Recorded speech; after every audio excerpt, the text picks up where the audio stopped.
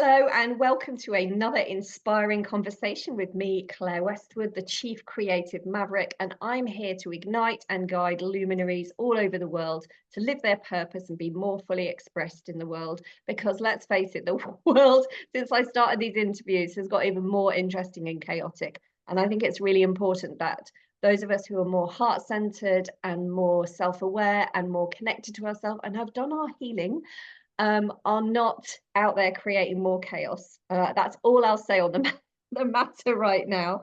But I am really delighted today to have Astra Fox with me. And Astra was my coach a couple of years ago, maybe 3 years ago now.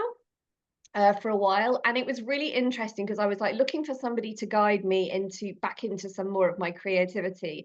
And Astra, I found her online and literally watched a couple of things and sent her a message. And I was like, the combination of coaching, spirituality, and singing, I was like, this sounds really exciting. And obviously, for those of you on the video, if you're listening to this on Spotify, you'll have to go and find some photos of Astra or go to the video. She has the most spectacular hair. So thanks for joining me, Astra. It's really lovely to talk to you again.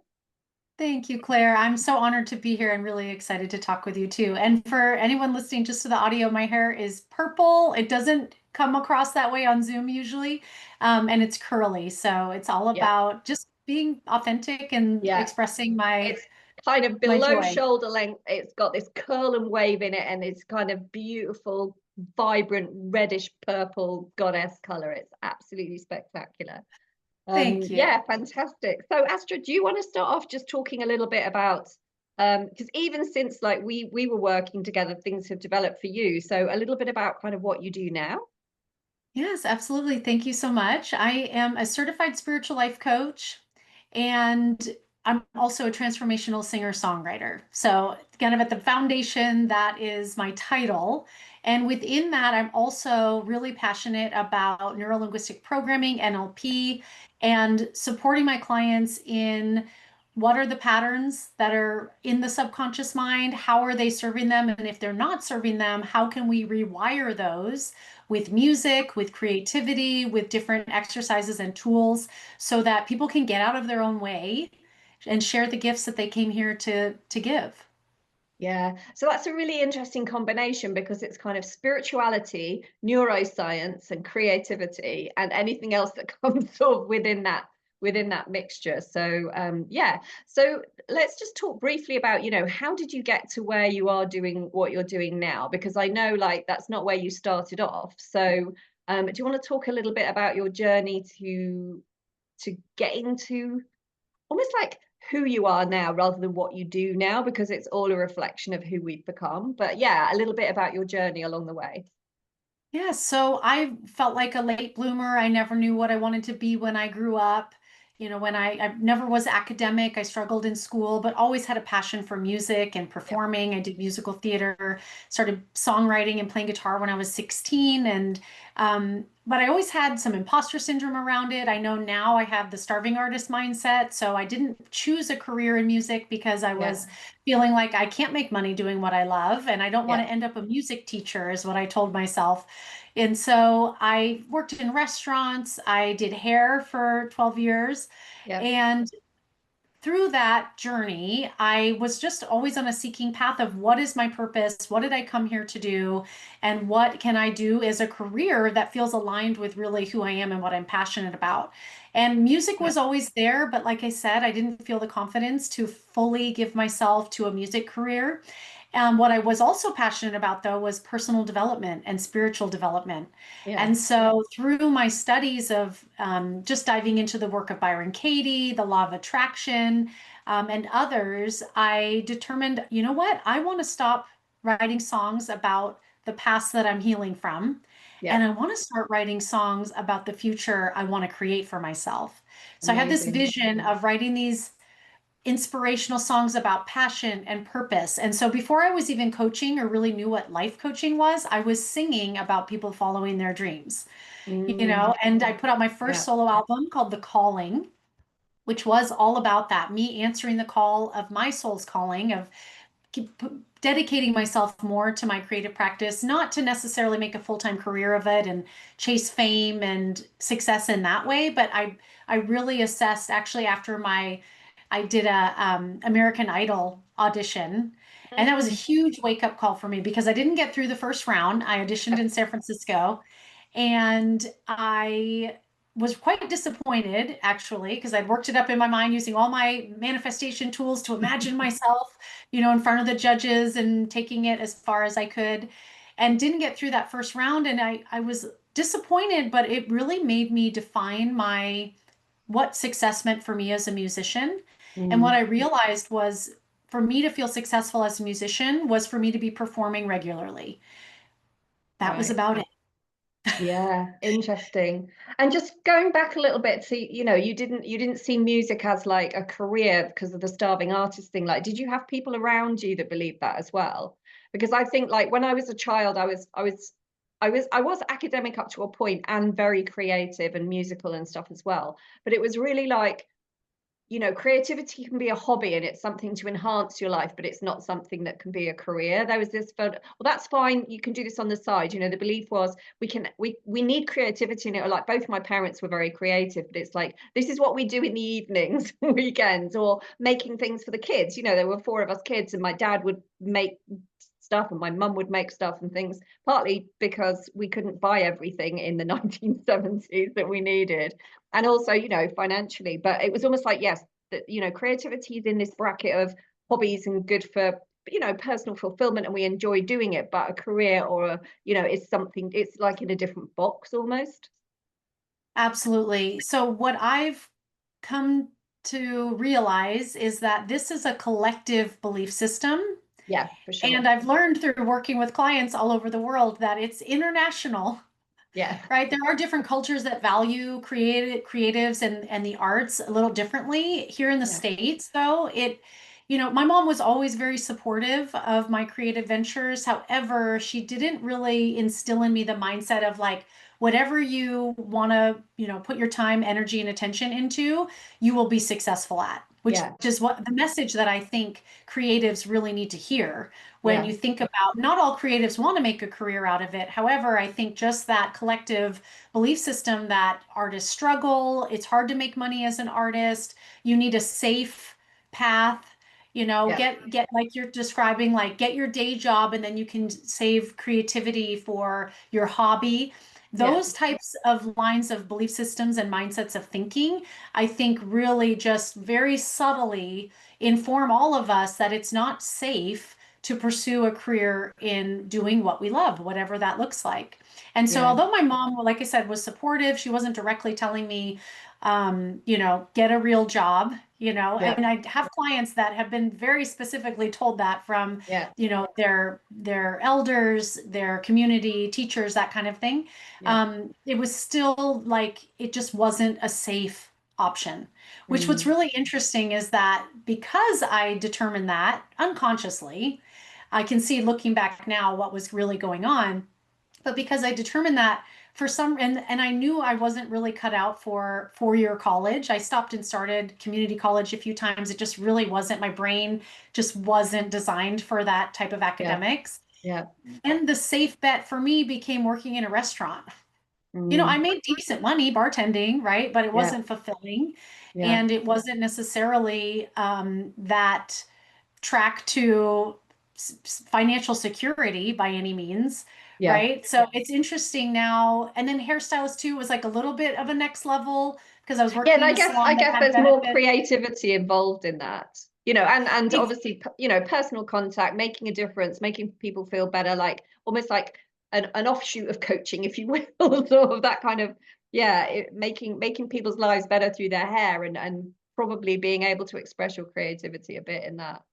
Yeah, and I think that's definitely why I went to cosmetology school was I was like, okay, it's creative, it's working with people. Yeah. And looking back now as a coach, I recognize that when I was bartending, I was, hearing about people's stories and issues and holding space for them, for a short period of time Yeah. at the Yeah. bar. Then I Yeah. moved to doing hair and, everyone Yeah. says, it's a therapist, Yeah. Yeah. hairstylist. And so Totally. then I was really with people for sometimes hours doing Yeah. color service and holding space for them. So now I Yeah. say I just cut out those other activities and now I really just get to coach my clients. But the music, just to finish sharing about that, that Mm, led to me realizing I didn't just have to sing about people following their dreams. I could actually give them the tools to achieve them. And mm. through my passion for personal development, I realized, oh my gosh, I could create a career blending my passions of personal growth, spirituality, and I didn't know how at the time when I first started coaching how I'd blend music into it, but now I've found a way to weave that in that supports people in achieving their dreams and their fullest potential. Yeah. And it's interesting because, you know, there's two counter arguments that I'm thinking at the moment, especially with music. It's like with all the streaming services and stuff, it's almost like it's impossible to make music as you know, to make money as a musician because of free streaming. But also it's way easier to create and record your own albums. Like, you know, if you think when we were thinking of careers, sort of, you're a little bit younger than me, but you know, in the 70s, 80s, 90s, like this technology wasn't available. We had to go, like you talk about the American Idol, we had to go through a gatekeeper. You know, there's kind of one route to this stuff. And now it's sort of the playing field is much wider open. So yeah, it must be kind of interesting from that point of view. I mean, talking about, you know, the way that you use music for yourself and writing music, and I think it's a really interesting thing to go, oh yeah, I was writing these stories to heal myself, which is a beautiful thing. And it's like, why don't I turn the focus to the future and start kind of the manifesting the energy, the singing about what I want, which is great. So do you want to talk a little bit about, you know, how that process, how you found that process, like Yeah, as a absolutely. creative, basically? Right. So I started with just the vision of what would it be like if I stopped singing sad love songs and started singing songs that were really about what I wanted to create. Because again, Yeah. I was studying the law of attraction and all Yeah. about, how is your energy? How are you aligning with your energy with the frequency of what it is you want to create? So I thought, what if music could take us there? Yeah. And it actually, the first musical mantra, as I call it, these are the affirmation chants that I write for myself and my clients. The I first have musical mantra, one. you do. I know. I sing it all the time. I love it in my song circles. It's It's so called, fun. everybody, it's called Love Is My Frequency. And it came from a long conversation with Astra about a particular part of my life that I was looking at. And then she goes off and she got this amazing download and she just wrote me this incredible, like, yeah, mantra chant song thing, which is just, yeah, amazing. Yes. So I love your mantra so much. And I always reflect back to how when I first wrote it, it was the first mantra I wrote on the looper versus my guitar. So it was all vocals. And Yeah. I remember saying, I don't know, I think this might be too funky. I had no idea what kind of music Claire liked. And this Yeah. has happened again and again where I channel something that is not a style I would have chosen.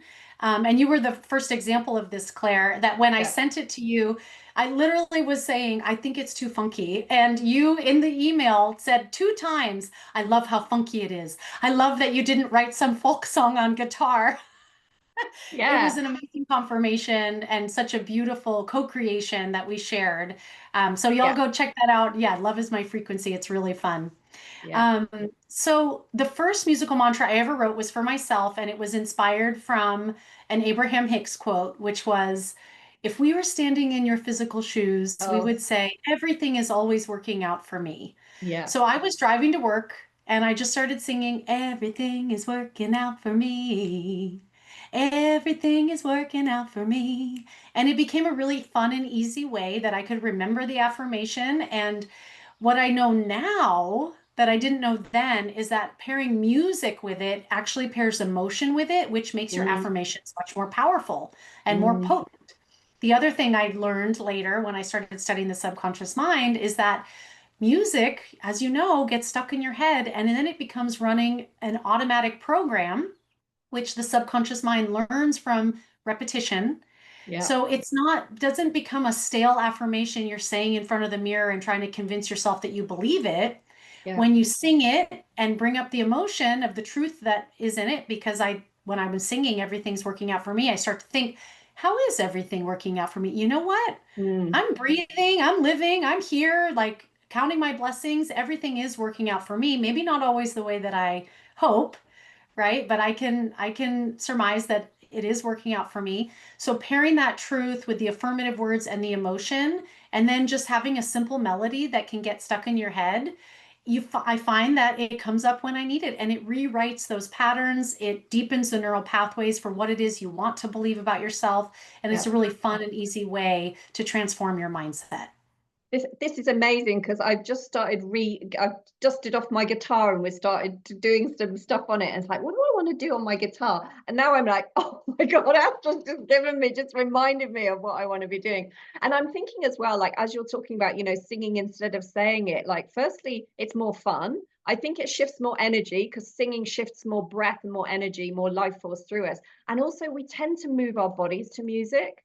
So a lot of the things, that we're now learning more and more about these processes as we go along, is the whole embodiment piece. So I'm thinking, like, with music and singing. Oh, my thighs are tingling. So this is all true. So they started tingling when you said the Abraham Hicks quote, because I listened to Abraham Hicks on and off for years. I was like, if we were standing in your physical shoes, and I'm like, oh my God, it's like she's in the room. Yeah, just embodying it and enjoying the process, because a lot of these processes can feel like, a tick list and another thing we should be doing, and they can feel like homework if we're not careful. Do you know what I mean? And I just feel like, Absolutely. yeah, especially if we like music, we like singing, we like, moving to a rhythm, it feels like almost like an evolution of that's just more fun and playful and more multi-sensory. Absolutely. We Yeah, are vibrational beings, yeah, right? Our bodies are instruments. And yeah, so, and everything is frequency, right? This is yeah, what quantum physics tells us. This is proven. And music is a frequency. So we resonate with it on another level. And beyond that, it's just fun. yeah, And like you yeah. said, it becomes more play versus something we have to do. It also, it puts us in our right brain, which is where Mm, the subconscious is. It's where creativity, spirituality is, your intuition, versus the left brain, the more analytical mind, the linear thinking. And that is where we access true change for our mind, body, and spirit, is in the subconscious. And I think the other point I want to make is just music in recent history has been really used as a tool for entertainment, yeah, when historically, over the eons, it has been for medicine, it's been for storytelling, for community building yeah. and transmutation. So that's one thing, I sing about the life I want to create and what I want to affirm and what I want to shift for myself. And there's also another really powerful aspect of creativity, and for me, songwriting, through grief, through Mm, emotions that are painful. And that is healing and mm, creates transformation in itself. It's an alchemy of taking some dense emotional energies, channeling it through a creative activity, and then through that process, me becoming more healed, more integrated, and not being stuck in those dense energies and emotions through the act of creating something different, with that being the fuel. yeah. And we've talked about this in different conversations as well. The whole thing that we're now understanding about the body keeps the score, and then shifting that energy with dance or music or other kind of somatic processes. Like, we don't have to go into the story and the actual event, and sometimes we don't even know what's in there, and we don't need to know where it came from. It's just the process of actually shifting it through. But something else I was looking at for myself, because I've gone, how can I put improv and this and this and this all together, like in this great big mush? And I started looking at, the history of theatre, and sort of theatre started off, it was kind of an offshoot of worship. Like you were saying, really ancient storytelling. Like, there isn't a break in, storytelling, worship, music, movement. They were all part of the community, and they were more about, yeah, healing and spirit than they were about entertainment. And now, like you say, they've got these branches where you go, oh no, you go to the theatre to watch somebody else create something or other, and there's nothing wrong with that. I mean, I love going to the theatre and watching performances, but it's like, but it came from these like sacred spaces where people would reenact things. Before we had the written word, people would act things out, and that's how, other people witnessed it and learnt it and things, but a lot of it did come from a more you know, sacred space, if you will. And I was like, oh, okay. So it's almost like what you and I talk about. We're kind of looping back to that. Let's use it Yes. for bringing community together, for upliftment, for healing, for worship, but not in a kind of religious sense where we fit it into kind of some box of beliefs. It's sort of, how do we want to express our full selves? And that is part of it. Absolutely. And I think that really goes to the authenticity, Yeah. right? When we're doing improv, when we're in a space of music or chanting, it Mm, takes us out of our analytical mind and yeah. allows us to get out of who we think we should be and just allows us to just express more from the present moment Yeah. of who we are in this moment, which that, as you know, I've probably heard it's been trending about how authenticity is actually the highest frequency, Okay. right? So I know in improv, right, you can't be thinking too much about, you know, how do I look, how do I sound, right? You have to get Yeah. out of your own way and Yeah. just see what wants to come through and become a channel for what wants to express, which is Totally. one of the pillars of my belief system, is that we are all creative beings here to express in a unique way. Which also, if I may, brings me back to what you mentioned and touched on with, you know, it must be challenging to make a career as a musician right now with, you know, streaming platforms. And at the same time, it's never been easier to have access to so many creative tools and so many platforms for free. Yeah. That my belief is we are coming into the age of creative abundance because more of us are coming online awakening spiritually while also questioning what is fulfilling and meaningful to us and having access to so many tools and audiences that your joyful purpose, how we will create abundance for ourselves creatively, is that intersection of what we're passionate about. So, Mm, Claire, you love creativity, you love improv and theater. That intersection is your unique offering that only you can bring to the world. And that authenticity, that uniqueness is your prosperity, that is your value. I yeah. didn't know how I was going to blend coaching with neuroscience and music. Yeah. And I, you know, over the years, it's unfolded in a process that was very organic and natural, and me kind of following the breadcrumbs of my intuition of what lit me up. And that becomes a unique offering that even if someone else tried to cookie cutter exactly what I'm doing, it would never be in my unique flavor. And that's my abundance. That's my prosperity, that authentic thing. Yeah. So I think this is a beautiful thing to talk about, is the fact that quite often our, well, everyone that I've talked to on these conversations, which is granted only a case study of 13 people, but every single one of them is doing something different in their own way, and that there's nothing that they could have pre-planned. It kind of, you know, it happens one step at a time, but it also can be really confusing for our brains, because we're like, I've got an idea that I want to do this, this, this, and this, and we look around us and we go, but nobody's doing it. Like we don't have a recipe to follow.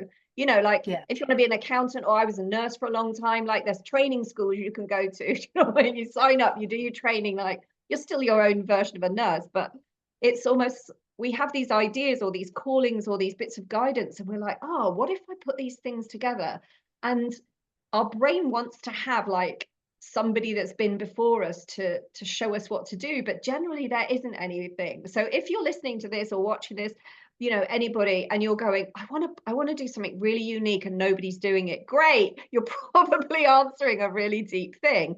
And if you've been, you know, around for a while, you know, learning different things, and you're really curious and you've got all these different gifts and skills, like that's a beautiful place to be, but it can be a bit overwhelming. But I also think, like, I'm working with an intuitive art mentor in something called Soul Art School, and we do a lot of intuitive art, which again is something that bypasses my brain and expresses through a more visual thing. But with that, like I've got really clear, like lately, last year we were really working on something called our iconic essence, like how does each of us show up in the world, kind of, and we went through different chakras and energy centers and stuff. But what I've really got clear, because I would describe myself as a multi-creative, is it doesn't matter whether I'm creating a photograph, I'm writing in my journal, I'm doing a conversation, I'm doing improv, like my essence flows through everything I do. So instead of focusing on like the external creation, it's more like am I in the flow of my authentic signature frequency? Or like, it's so difficult to explain this stuff because it's actually a feeling rather than anything we can analytically explain. But I think that comes back to kind of what you were saying. It's almost like the way we choose to do it is important because it's probably something we're good at and we've done some training in and we love, and you know, we feel like some kind of resonance to it. But it actually is more about the frequency with which we are creating or allowing ourselves to be that channel. That's really where the juice is. I think you explained that very well. And Thank how you. I would describe it is it's not so much about what you're doing, Yeah. but who you're being. Yes, for sure. And this is something that I didn't mention that I'm also certified human design guide now since our work together. So I've been diving Amazing. into that, and it's all about your energetic blueprint. Yeah. And as I Which shared, I which didn't know one are what you? I'm a pure generator. So Okay. sacral, inner Yeah. authority. I'm a 6'2", if you're familiar with that. And my incarnation cross, which I want to touch on, my life theme is the left angle cross of defiance, which means Um, who I came to be yeah. is someone who speaks out against typical norms and helps to bring light to a new way of being, which I Amazing. see. I'm like, wow, I'm in alignment with my purpose, talking about things like the starving artist mindset and telling creatives they can make money doing what they love when Yeah. everyone else is saying, no, no, we don't do that. Yeah. Right? But what I love about human designs, the lens of that system as far as living your purpose, because I felt like I didn't know what my purpose was for so long, and I equated my life purpose to my job or career. Yeah. And what human design tells us is it's not about what you're doing, it's about who you're being while you're doing it. So you can be living your purpose in any different arena, but it's just like you said, Claire, it's the frequency in which you're bringing forth while you're doing the activities. And also what you said, being open to that internal guidance system to direct you of where, okay, where do I want to put my energy? And it really comes back to human design says this, while also Abraham Hicks, it's about what lights you up. What is Yeah. exciting to you? What brings you joy? Follow the thread of that, and you will find synchronicities. You will find connection. It will unfold, like you say. We don't see this whole staircase, but when we follow those things and we're really in tune with who we are and in integrity with ourselves, it unfolds in a really beautiful way. Yeah, and I think there's another part to that is sometimes we don't even have to do very much. Like it's not even it, you know, like you're saying, it's more about who we're being. And we can be that when we're food shopping. You know, we can be that when we're out and about. Like I have a coat that's pretty much the same color. It's just a waterproof coat, but I wear my pink coat all year round. Like when everybody goes into black and dark colors in the winter, it's like I have my pink coat and my bright colored scarf and my generally some bright earrings on all year round. And it's really interesting the effect it has on people. And it's like there's nothing special about any of it, but it's partly because it's unusual. And I'm like, well, it's no wonder everybody feels a bit miserable in the winter. It's partly the daylight, and partly because we all dress in miserable colours. Do you know what I mean? It's like, come on, everybody, pink is available even in December. So and kind of it's uncomplicating it to some degree as well for ourselves. You know, I think there's this whole thing about you know, what is my purpose? And it's got to look like a job or a business or a thing or a, and it's like, for, I mean, we talked about this a lot in our coaching. It is really about who am I? You know, that's the coaching, that's the coaching nugget question is who am I right now? Because we evolve over our life. And if we get to really tune into who we are, both our gifts and our skills and what we love to do, but also, you know, the energy and the essence and the frequency with which we can express ourselves at the most authentic, then that it like we said earlier, it almost like the form that takes is the form it takes. But once we've got that, we've got it. Absolutely. And you can Yeah, and I think put a waterproof coat on and just walk around your city and you'll make the world a better place because it's just yes. Well, I it's think in there, you know? what you're describing is your own authenticity, your love Yeah. of pink, Yeah. your not caring about what other people are doing or thinking. You are just expressing yourself in the way that lights you up and staying true to that. And that's also something that's I think speaks to the human design, which teaches us that we all came to be unique. And Yeah. there's a term called deconditioning in human design, which is this understanding that we've been conditioned to Mm. fit in a certain box, for Yeah. based on our society expectations, our culture, our family.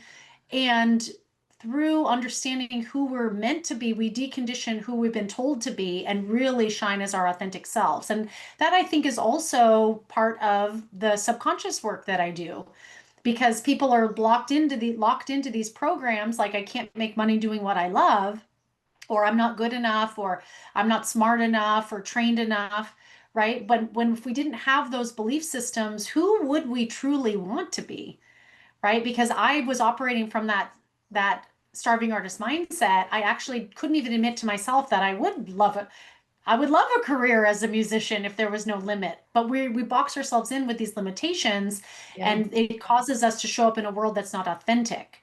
So the more we can understand who am I, to your point, the more we can allow ourselves to express that more and more. And the more the world is doing that, the more people in the world are doing that, that is when I think we'll be living in more harmony. Yeah, totally. And there's a couple of things coming through. One of which is, yeah, when I got into coaching, I started myself because in my late 20s, I started to feel a bit burnt out as a nurse. And I came across a life coaching book, which, 35 years ago was pretty unusual. I mean, now they're everywhere and everybody's heard of a life coach, and probably everybody knows somebody that is one. You know what I mean? Whereas then it was really unusual. And I came across a book and I was like, oh, I can divide my life into sections, and it makes it less overwhelming. And that's when I first got into it. And at the more I went through the process, then I was like, oh, the point of personal development is actually to undo all the conditioning that we've had since we were probably 3 years old, and to go backwards almost to who were we then, and but as an adult, and but without all the conditioning. But yeah, that's really amazing. And the other thing that I was going to say is, like, when I started coaching, I coached nurses in my first business because that was obviously what I knew best. And so it's a slightly different group to the starving artist, but a lot of people that came to me were women, um, in their 40s probably, who'd been nurses, and they were like, well, my kids are growing up, so now I can start to look at me. And so I said, they've just basically got two big labels on, one that says nurse and one that says mum. And I was like, underneath that is actually who you are. And it was such a privilege, isn't it, to do this work with people. And because, and same with me, I was a nurse for a long time, and I go, right, if I don't want to be a nurse anymore, like, what else is there? Like, I knew I had other skills, but when you're sort of walking along a pathway in life and up a defined groove, it's really weird to think about, but what if I step off? What if I step off this groove that I'm on? And this is why coaches are so useful, because they can help to guide us on, part of that journey, and kind of guide ourselves back to ourselves, I guess. Absolutely. This is why I've realized I love asking people, what did you want to be when you grew up? Because from a young age, we are 0 to 7. That's when all of our subconscious belief systems are formed. Yeah. So typically they're not really cemented. So when you were 5 years old, right? And I was singing in the living room, whatever. Yeah. Mom, Yeah. sit down, I'm going to perform, right? That is me and my essence before I was conditioned into what I felt was possible for me, right? Yeah, So I love totally. that. Yeah, I Yeah. love that question. What did you want to be when you grew up? Because that was before we had any kind of construct of, like I said, what was possible or what we were told was possible for us. Yeah, and even just, what did you love to do? What you were innately gifted at? Because when I was a kid, I was, writing little plays and, songs and all this kind of stuff. I'd never done a course on theatre. I'd never done a songwriting course online. Do you know what I mean? It's just like, I listened to loads of music. I was innately musical. It's like, I know how songs work. I'm just going to write, like, I didn't know that kids didn't write songs when they were 9 years old, because I was just like, oh, I feel a song coming through. And now when I tell people, they're like, well, you started when you were like 9 or 10. And I was like, I didn't know it was difficult. Because for me, it wasn't difficult. They just came out. I was like, now I'm going to write a play. My brother doesn't want to be in them, so it's me and my sisters. So there's 3 people in my plays. I'm going to be the writer, the director, the actor, the singer, the costume maker. Like, every single piece. I'm a manifesting generator. I was Can you just gonna tell? say, So I was I like, do I need wasn't more people in studying. my cast, but apart from that, I'm doing everything. Like, True so, to manifesting generator form, lots of creative talents and interests. so And it funny. really goes back to that subconscious programming of you didn't know. I heard you say you didn't know it was supposed to be hard. Yeah. When did Yeah, we I didn't learn know. it's I didn't know supposed to be people, hard? other people didn't write songs. But I remember very clearly though, being in primary school, and this guy called Ben who was in our class. So we must have been 9 or 10. Was such a great artist. Like he could draw anything. He could draw caricatures of the teacher. Like he was such a gifted artist. And we just took it for granted. Like he's just an amazing artist. And I really hope wherever he is now, he went into art and it wasn't trained out of him at high school. Do you know what I mean? Because it was just so easy for him to do it that we were just Yeah. like, that's just him. You know, you give it like any moment, he's just drawing something amazing on a piece of paper. And it was just, yeah, it was innate in him, which is fantastic. But yeah. Well, I do work with a lot of clients that are getting older towards retirement age, and they're having that kind of realization of they're coming into this transition and they Yeah. realize I dedicated myself to a career or I did the family Yeah. and I never prioritized painting Yeah. like I always wanted to, or I never learned an instrument like I always Yeah. wanted to, or I never had a garden, right? Because that's the other thing I like Mm,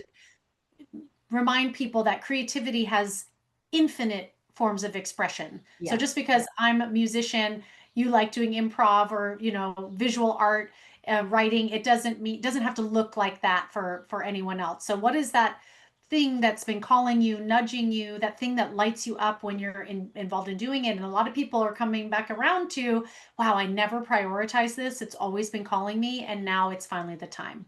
Mm. And I think there's also the thing about I don't know if it's Rick Rubin, it came from that, but there's a couple of people I can't remember the quote, but I'm sure lots of people have said this, but creativity is a way of living. So like even if you haven't done art or writing or music for years, that you've probably been highly creative in some way. Like it's so funny, you know, I sort of go when I'm only feeding myself, I don't have a family to feed, but I like open the fridge and go, what am I going to eat? And I just put some stuff together and make it. You know, it might be cooked, might be raw, might be, you know, whatever. And quite often I'm making something and, you know, somebody that I share with will be like, oh, that smells great. What's the recipe? Just like I opened the fridge, I chopped some stuff up, I threw some, you know, flavor in it and I'm now eating it. Like it's almost that I think for me, like the joy of improvising, even like in these conversations, that so having a structure and having some kind of idea what we're trying to achieve and then just letting it come through me, that is just my most powerful, joyful, expressive point. And it doesn't matter what I'm doing. Again, it doesn't really matter what I'm doing as long as it's something I enjoy. But if I'm in that and I'm not in my head and I'm not overthinking and I'm not trying to remember stuff too much, it's really, yeah, it's really kind of pleasurable to be in that kind of expansive flow. Yeah. Thank you so much for sharing that. That's such a great example of my belief that we are all creative beings. Yeah. And if someone listening to this may struggle with accepting that about themselves, I love to give the example of nature. We are all products of nature. We're Yeah. here, here on Earth, and that's exactly what nature's doing. It's Yeah. creating. It's Yeah. creating form out of something that either was formless or it's transforming into something else, like the ingredients in your fridge into a meal. And Yeah. my theory is that we feel so good when we're creating because we're aligning with the energy of source. Yeah. That's all that's happening in life is expansion and creation. It's just look what I can do. Look what I can do, right? Yeah. And when we align with that, it feels so good because we are aligning with creative life. Yeah. And we're totally engaged in this present moment. Like there's no like, Absolutely. what am I this? What am I that? What am I worried about? What am I this? Like, what am I doing right in this moment? And I'm totally engaged in it. And that's just such a beautiful thing. And I think as well, you know, the sort of talking about some of the clients that you were talking about, sort of people who feel like they haven't been creative in a way that's more traditionally creative. or artistic. But anyone who's had one child or more has had to be creative, right? You know, wrangling 4 kids into the car, or getting things done, or creating Christmas, or, you know, coming out with a birthday cake, or all this stuff that parents do. And it's like, yeah, your creativity may well have been channeled into these small beings that you've been raising, kind of thing. Um, and maybe there's a whole thing about really identifying ways that we're creative where we don't really notice. Does that make sense? I love that. Like, I haven't made art for a Absolutely. while, so I haven't been creative for 25 years. And I'm saying, well, don't you have 4 kids though? Like, Right. Oh, I love giving the example. My stepfather's a retired contractor, and you wouldn't consider him a typical creative. yeah, However, watching him problem solve for, fitting this little piece of, material to work and working the math and coming up with solutions yeah, is working a creative muscle. So I yeah. love that idea of how can you look at the ways you have been creative, even though it may not be in these certain channels that are calling you or are traditionally considered creative. Where are you expressing creativity in the day-to-day tasks? Yeah, and you know, I was a nurse for a long time, which is inherently creative in lots of ways, but I worked in pediatrics. So in order to get kids to do stuff, you have to be playful, you have to be fun, you have to think of alternative ways of like, how do I get them to, you know, to cooperate with the treatment that we need them to do?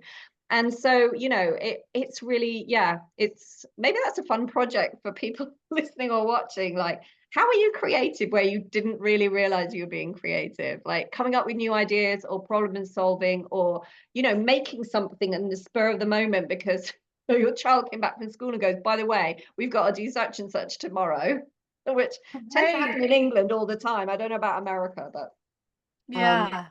but yes, really, really interesting. And I really love like the focus of this conversation where it's like it's all about getting back to, you know, source energy, life force energy flowing through us, and it comes through us as creativity. Yes. It's just gorgeous. Absolutely.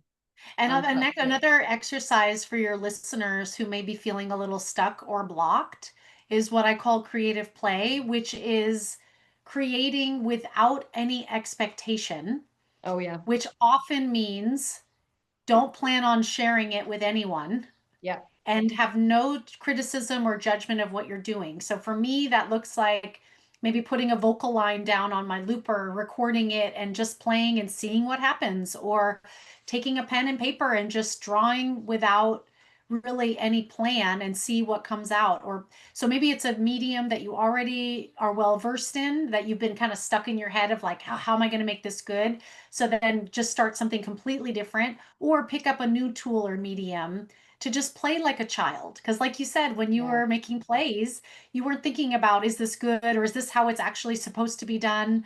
And had freedom in that. And from that, we're in creative flow. So that's something I like to recommend for people that might feel blocked or like they're feeling stuck around their creativity, is just find some way to do creative play with no judgment and no anticipation of showing it to anyone. Yeah, totally. And, you know, for anybody who's got kids at home, younger kids, or you've got some art materials or stuff for them, it's like get it out the drawer and just start using it. And I remember when I started doing a lot of intuitive art during lockdown because we were all stuck at home and I had to do something. And all the things I just moved to this beautiful city I live in. All the things I was going to do were out the house and they didn't exist.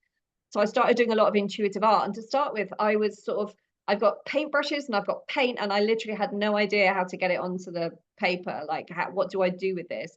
And there was people in the group who were trained artists and have been doing it for years. And to start with, I was like, what am I doing? And then one day I was just like, oh, I don't know the rules of art. Therefore, I cannot make a mistake. Right. And I was so liberated because I was like, I don't know the rules. So therefore, I can't do anything wrong because I don't know what's right and wrong.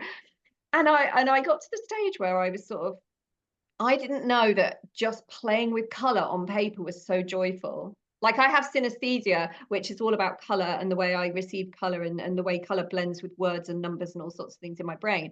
But I was like, oh my God, I can just play with color on a piece of paper, or, you know, on a surface or whatever. And like you say, nobody needs to see it. It doesn't have to be any good. It's not for anything. It's just for the sheer joy of going, I like playing with color. Yeah, it's so good to get back to just, yeah, playing. And I think there was one exercise that we were given, which is make art with something that you wouldn't normally make art with. And I was like, well, I don't normally make art anyway. But I started getting spices out the cupboard. So I did this piece with beetroot and like different spices, like mixing them with water. I've no idea what's going to happen because I've never done this before. Like an experiment, I think is really good as well, that kind of experimental mindset. And then I did I don't know, we call them post-it notes in England. You call them sticky notes in America. Yeah, post-it notes or We sticky do notes. post-it, yeah, post-it Yeah, sticky and notes. had sort of little square ones, all in neon colors, and then some little strips. And I just started making this sort of flower thing with these post-it notes. And I was like, making art out of things people don't normally make art out of is great, because I actually don't know how to make art, but I do know how to make shit up. Do you know what I mean? I know how to experiment. This is improv. I know how to do this. Yes. Claire, I love that story, and it just keeps reminding me of our belief systems. Yeah, I heard you say was that when you shifted your thinking from I'm going to mess this up, I don't know what I'm doing, yeah, to I have no training, I can't mess this up. yeah, yeah, It opened a whole new world for you and what you yeah, felt was possible, and also increased your motivation and inspiration. So let your listeners really take that to heart. Whether you believe you can be successful as a creative or not is really dependent on if you can believe you can or not. So yeah, question those belief systems, question when you started believing them, what influenced you to believe them, and are they really true? And what would you need to believe or think in order to feel more freedom, to feel like it's safe to be authentic. It feels safe to be creative and see yeah. what happens. Yeah, totally. And again, to highlight the thing is, like, we don't have to share it with anybody. Like, do it in a private space. If you've got time when you're on your own, you just have nobody needs to see it. And it's taking all the pressure out, which is really great. And I did an exercise with my intuitive art mentor last week. We had our session, and she's like, now you're going to draw with your non-dominant hand, because again, we can't be perfect, because I can barely hold a pencil with this non-dominant hand. So that getting away from the perfection, or getting away from the programming, or even something, and we're coming to the end. That's gone so quick. About creative trauma or creative wounds, like being judged at school or being told we weren't any good. Like, I didn't make art for years and years and years because my art teacher told me I wouldn't get a good grade, so I wasn't allowed to study it anymore, kind of at school. And I was like, oh, okay. I mean, luckily I had other creative outlets, so I just kept doing stuff at home, music and theatre and sketches and improv and all of that kind of stuff. But that really affected my ability to create visual things, visual art, for a really long time. So I mean, do you find that with your clients that come to you, that there's been kind of either a pattern or an episode of some kind of criticism or judgment, or you know somebody external really kind of putting a full stop on their creativity? Very, very common. Yeah, Yes. And yeah, unfortunately, it's so disappointing to hear that it was an art teacher, yeah, that had that judgment. And if it's not an external influence telling my clients what to believe about, their creative expression, then it's usually, their own decision that they've come to based on looking outside of themselves, yeah, right, as the barometer yeah, versus what is comparing their to, internal. yeah, Yeah, comparing to people who are comparison. brilliant. Yeah, Like the or top of just their have a game, different everybody. just have a different path and unfolding a different purpose, right? And Yeah, that really brings us back to what is your internal guidance system telling you when you really drop in to ground yourself, to tune into who you are. What is that? How is that directing you? And what is yeah, the truth within you? And let that be your guide, because the external will never be as true as what's inside. yeah. Oh, so beautiful. So well, I when we started this, I said to Astra, I'll let you know when there's 10 minutes to go. Just kind of barreled through it. It's gone so quick.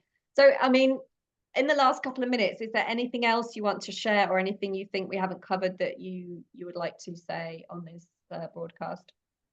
I really do feel complete. I think we covered everyone's creative. Yeah, And your subconscious patterns are worth examining and yeah, uncovering and then rewiring. And the ways to do that, there's many different ways to rewire your subconscious. I invite yeah, you to try out a musical mantra, see how fun and easy it is to sing, what it is you want to believe for yourself, and yeah, just be more in your authentic energy in whatever way that you can. Practice that. That's a skill because we've been so conditioned to not be authentic. And as to your point that you shared, it's not your path is not going to look like anyone else's. I love this quote.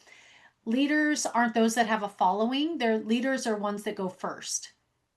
yeah, So if you're looking outside of yourself for someone to show you how to do it, we can yeah, definitely take influence or guidance from people who are doing things similar to us. But if yeah, you're living your joyful purpose, it's likely never been created before, and therefore there's not a template.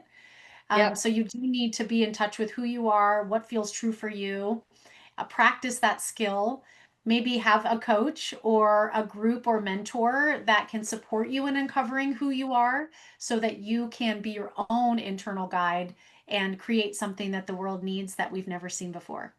yeah, beautiful. And I think I'll just highlight some of the stuff that we've talked about is like, if you consider it an experiment or play, then maybe that'll take some of the pressure off. And if you don't know the rules, you can't be good at it. Don't try and be good at it. Don't necessarily show it to anyone else. And I think there's a real thing about kind of intuitively, a few years ago when I was in early recovery from addiction, I was like, oh, I've got this idea that I want to draw kind of spiritual cartoons. And so literally I was so broke because I was on benefits, welfare. And I went to my local post office and I bought the cheapest, I think I had printer paper, really cheap printer paper for the computer. And just like bought some kids felt tip pens, like a pack of 5 for like, a couple of pounds, couple of dollars, whatever. And I was like, that's, 5 colors. That's what I'm starting with because that's all I've got. So, we don't need a whole lot of equipment. We don't need a whole lot of stuff. We don't need a studio. We don't, because these are some of the other blocks we have. It's like, what have you got around you right now? It could be post-it notes that you start to make Yes. out with. So yeah, fantastic. Oh, it's been so nice connecting with you, Astra. This has been such a great conversation.